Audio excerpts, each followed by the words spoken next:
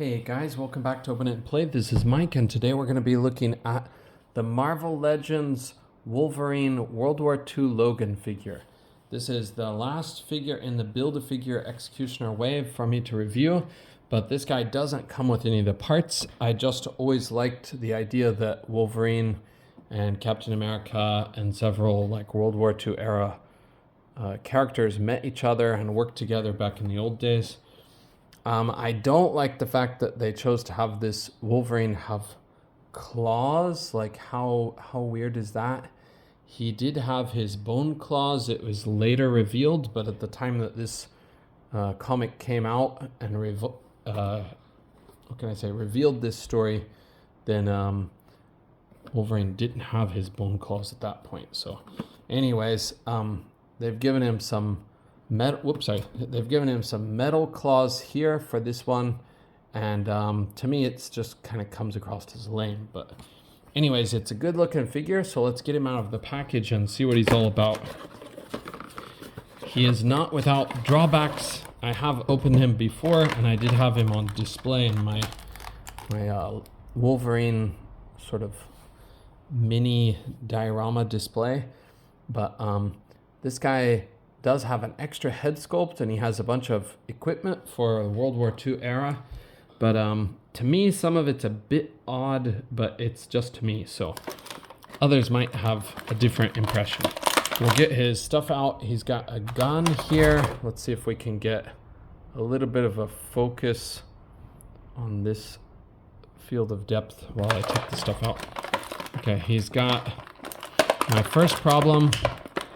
He's got a Mary Jane purse, which I guess they're using as a military satchel. But to the untrained eye, it might look okay. To me, it just looks like, oh, it's Mary Jane's purse, because I have Pumpkin Bomb, Green Goblin's purse, Mary Jane's purse, everybody's purse. So they need to come up with at least one more sculpt for that stuff so it doesn't always look the same. But he's got this knife, which almost looks like a tanto or something. So it doesn't really strike me as a military issued knife. I would think it would be something different for World War II era. That part kind of rubs me the wrong way too.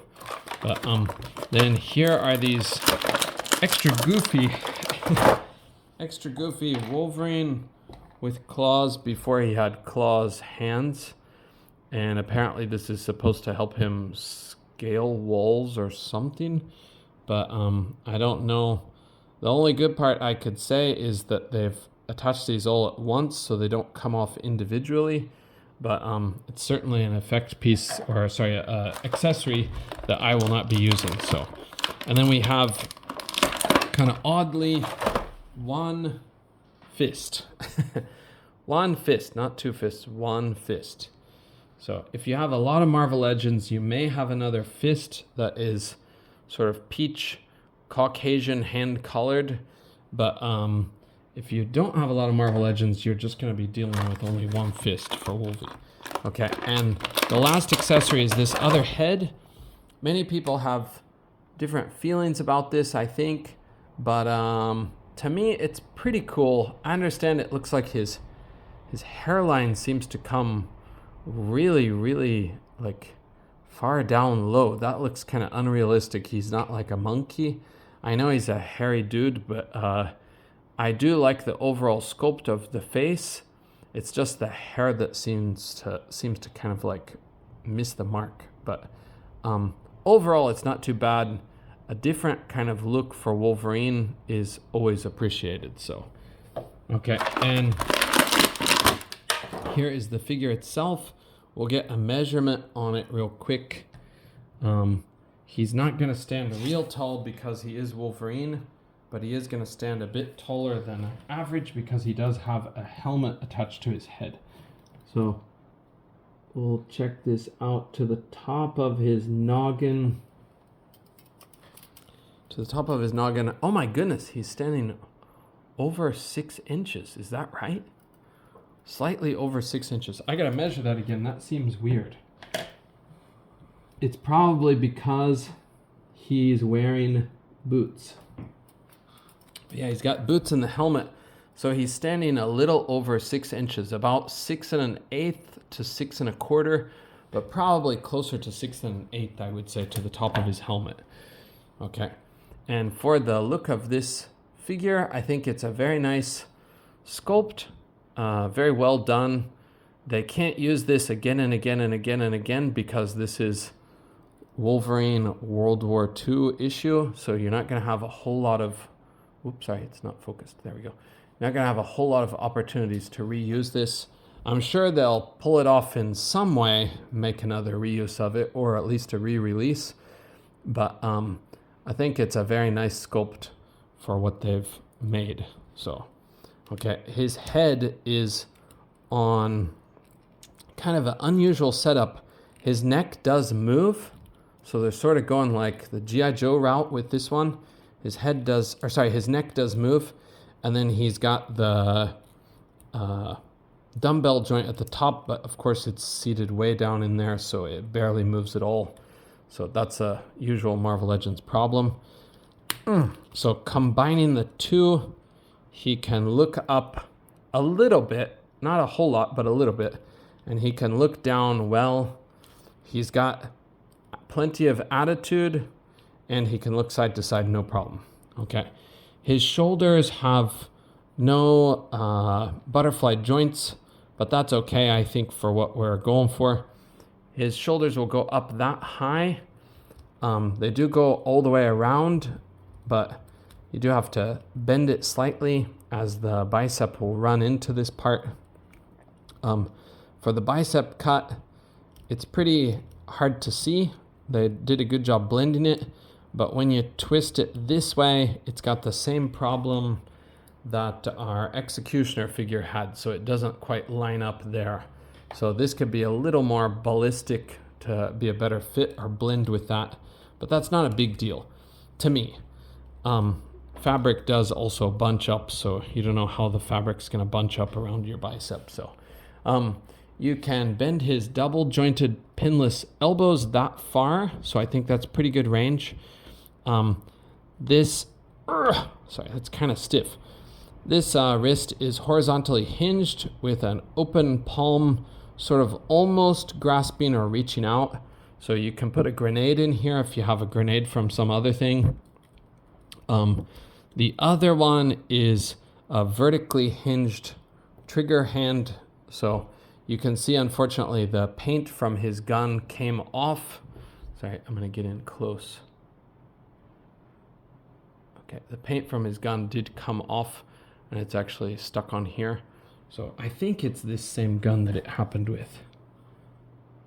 Yeah, it's the same gun. So you can see the paint wear here. So everybody's probably going to have a similar problem, I think. I really doubt it's just going to be my figure, but Japan is very hot and humid, and the rooms get very warm and they get very cold, so tends to make paints come off easier. But I think if you're gripping this gun for a while, it is going to have some paint rub off. So, okay, and the other hand was for his left hand, so that is horizontally hinged for the fist. Okay. As far as his body goes, he has an old style ab crunch. It'll get you forward that far, so you can push it a bit more than it looks. But back, almost not at all. It's just not designed to go back very far. So, okay. And then he has a cut at the waist, so that's good. It's very well hidden by this rubber overlay for the bottom of his jacket. Top is hard plastic, bottom is a rubber overlay. So with time, those probably will look very different as the color fades or the plastic ages. But for now, it looks great. He can kick up that high. He can go back a decent amount too, pretty far. Okay, he does have a thigh cut. Oh, sorry, I forgot. He can do the splits a bit. Not too bad. Not the greatest, but not too bad. Okay, his knees are double jointed and pinned, but the way the fabric comes together, or the fabric sculpt comes together on here, makes it hard to get very far back. So that's kind of a disappointment. Okay. One of the things that's a bit odd is he does have a boot cut, but on this boot, you're going to be really limited because this sort of is sculpted to fit on here. So you'll be able to move it if you push it, but it's not going to look natural in any way. So it's kind of an odd situation with that. His ankles will go back just a heck of a lot, forward a decent amount, and he does have ankle pivot, which works pretty well. It's a little bit ratchety on this one. This one doesn't feel quite so much. So, but okay. So that is World War II Wolvie. Okay, and I'll give you a comparison. We'll just put him next to Star-Lord. I know that's kind of an odd choice, but that's who I have right here. So Star-Lord standing a little bit taller. Star-Lord, of course, the alien prince from a galaxy far away, and maybe this original version might not have been 616 Marvel, but I think it was, or it was gradually incorporated into. So, but yeah, those old Star-Lord comics, awesome.